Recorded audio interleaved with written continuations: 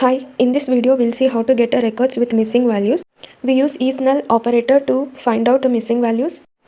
So let's expand the table now in a Shakila database. So let me open a payment table. Use Shakila semicolon and select. So in practice the keywords are given in a uppercase, but it's fine if you write in lowercase because SQL is not of case sensitive, and I'm selecting everything from payment table. You can see payment ID, customer ID, staff ID, rental ID, and so on. So in rental ID, let's check out the null values present or not. Where rental ID is null.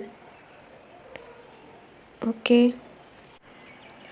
So this is the records having null values in rental ID column. We can also check out for records with no null values, and for that you have to give is not null. So this is a record which does not have any null values in this. If you remove not, you will get only a null values present in that column. And let us see some other examples.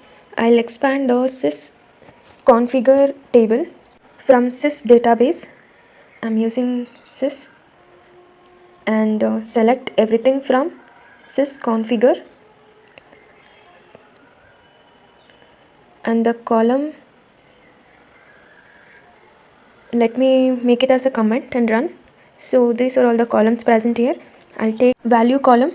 There is a one null value present here, so I'm going to write where value is null and run.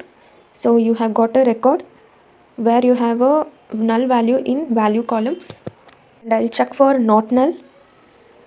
So you're getting a records where you don't have null values.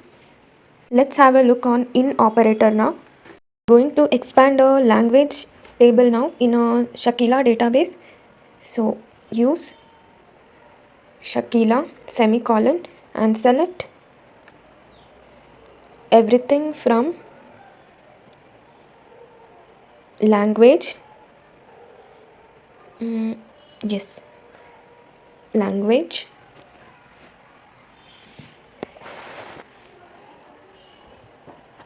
Semicolon. Never forget to terminate with a semicolon. And this is the table where we have language ID, name, and last update. So let's say you need a records where name is English and French. So you have to write where name equals. So we know that for a string you need to give it in a single or double quotes, and name equal to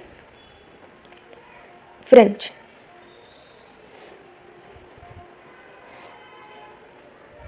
I have done a mistake here. I should not give comma. Let me remove that. You need to give a or operator.